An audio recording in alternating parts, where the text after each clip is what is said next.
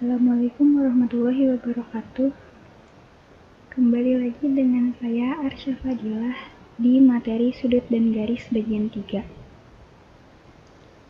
Pada video pembelajaran kali ini, kita akan membahas tentang kedudukan dua garis, garis-garis sejajar, dan sudut yang terbentuk jika dua garis sejajar dipotong oleh garis lain.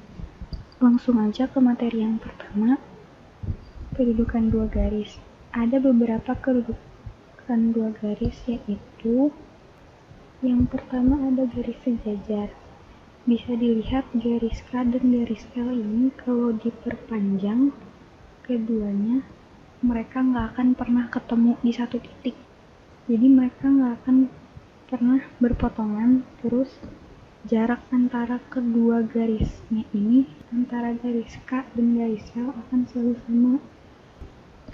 Lalu ada garis yang saling berpotongan, bisa dilihat ada garis A dan garis B yang berpotongan di satu titik, yaitu titik O. Lalu ada garis berimpit. Garis berimpit ini digambar ada garis K dan garis L. Garis L ini berada di berimpit dengan garis K, jadi terlihat seperti satu garis lurus.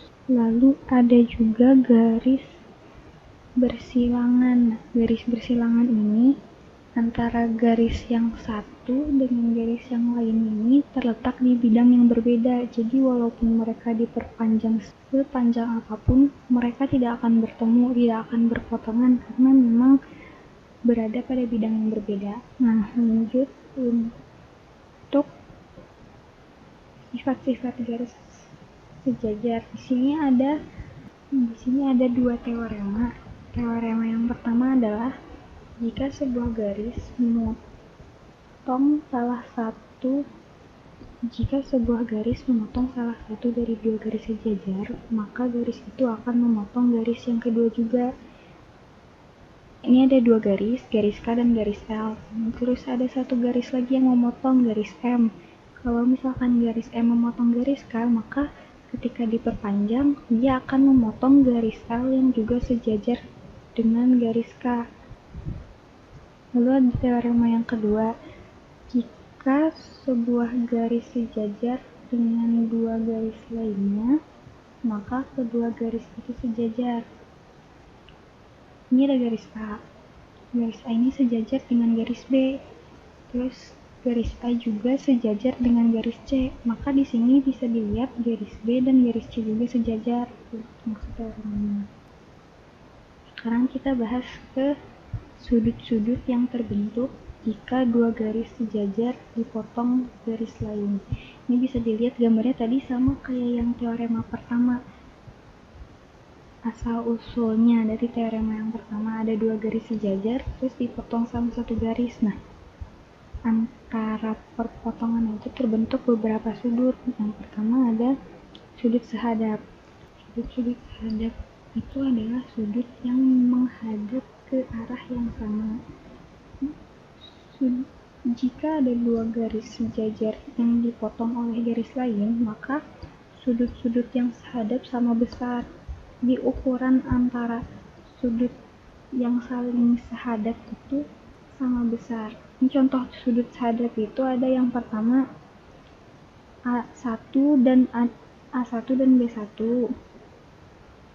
Lalu ada A2 dan B2, A3 dan B3, yang terakhir A4 dan B4. Jadi A1 dan B1 ini ukurannya sama, A2 dan B2 ukurannya sama, dan seterusnya sampai A4, B4 juga ukurannya sama, A3, B3 juga ukurannya sama. Gitu. Lalu ada sudut dalam berseberangan.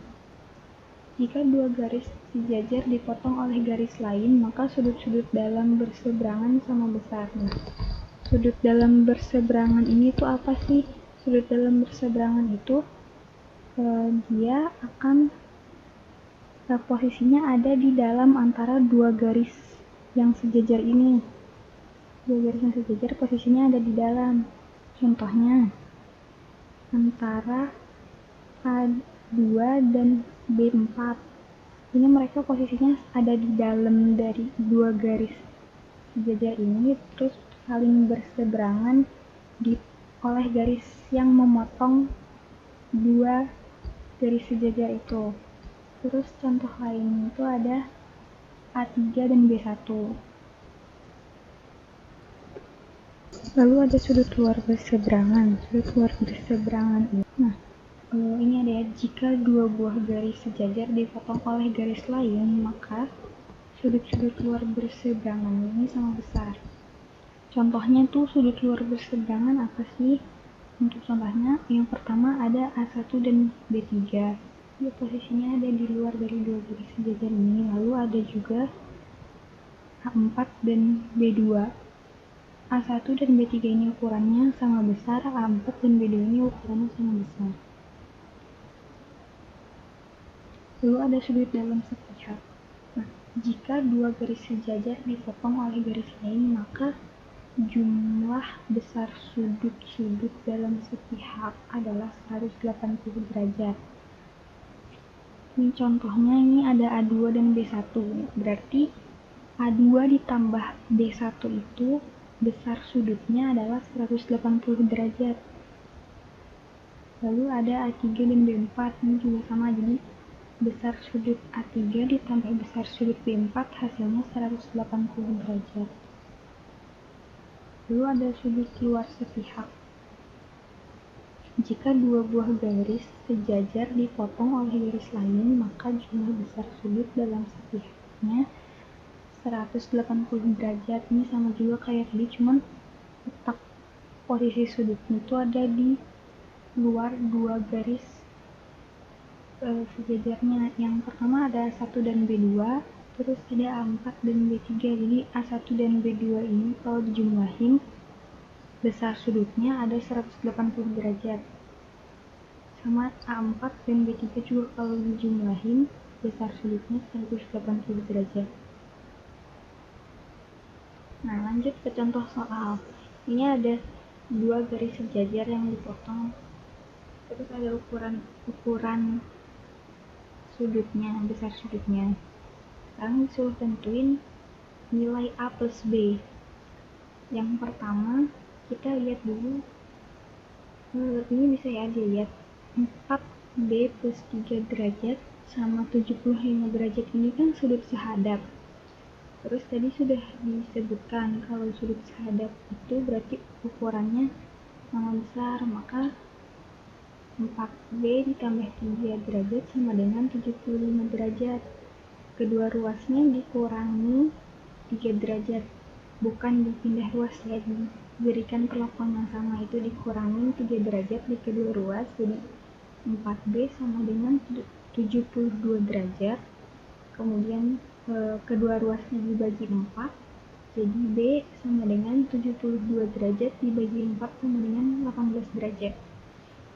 Nah, ini nilai B-nya udah ditemuin nih. Terus nilai A-nya cara nyarinya gimana?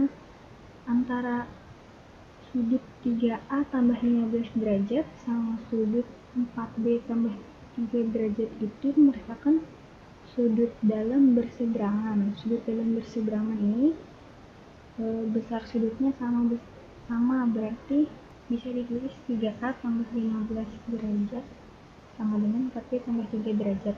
Ini nilai B-nya udah diketahui, berarti tinggal disubstitusi. 8B-nya 18 derajat diperoleh 4B tambah 3 derajat itu jadi 75 derajat. Jadi 35 ditambah 15 derajat sama dengan 75 derajat. Terus di sini kita kurangi kedua ruasnya dengan 15 derajat, jadi diperoleh 3A sama dengan 60 derajat. Terus kedua ruas dibagi 3, A-nya diperoleh 20. Nah, udah dapet nih nilai A-nya 20 derajat, nilai B-nya 18 derajat. Karena yang diminta itu nilai A ditambah nilai B, berarti tinggal dijumlahin aja. A ditambah B sama dengan 20 derajat tambah 18 derajat, berarti nilai A plus B-nya sama dengan 38 derajat. Lanjut ke contoh soal kedua. Nah, ini ada lagi gambarnya, ada sudut A, sudut B, dan sudut D. Terus kita disuruh menentukan sudut D. Gimana caranya kita menentukan sudut D? Kita lihat di gambar nih ya. Sudut D dan sudut A itu merupakan sudut-sudut dalam berseberangan. Berarti sudut A dan sudut D ini sama besar. Bisa ditulis juga sudut D sama dengan 9x tambah 4 derajat. Nah, makanya kita sekarang di sini nyari nilai A-nya dulu. Mencari besar sudut A dulu. Gimana caranya? Dilihat di gambar, sudut A sama sudut B ini saling sudut A dan sudut B ini sehadap, berarti sudut A dan sudut B sama besar. Bisa ditulis kayak gini, 9x ditambah 4 derajat sama dengan 7x ditambah 32 derajat. Kemudian ini dikelompokkan, yang punya x di sebelah kiri, yang nggak ada, yang konstanta di sebelah kanan. Jadi 2x sama dengan 28 derajat. Kemudian dua ruasnya dibagi 2, jadi diperoleh x-nya ini 14. X-nya udah dapet. Tadi kita mau cari apa? Cari besar sudut A. Tinggal disubstitusi aja. Berarti sudut A sama dengan 9x ditambah 4 derajat. X-nya 14. Berarti jadi 126 derajat ditambah 4 derajat, yaitu 130 derajat. Karena sudut A dan sudut D ini karena sudut A dan sudut D itu merupakan sudut dalam berseberangan, maka kedua sudut ini besarnya sama, berarti sudut D juga besarnya 130 derajat. Ya, sekian dulu untuk materi kali ini, untuk video pembelajaran kali ini. Nah, ini ada contoh kalian boleh nyobain. Ini ada soal 1, nggak terlalu susah kok, masih gampang. Boleh jawabannya ditulis di komen, jangan lupa namanya ya, siapa-siapanya, supaya nanti ini ada soal, kalian boleh cobain, jawabannya tulis aja di komen ya. Jangan lupa ditulisin nama dan kelasnya. Sekian dulu dari saya, kita sudahi video kali ini. Wassalamualaikum warahmatullahi wabarakatuh.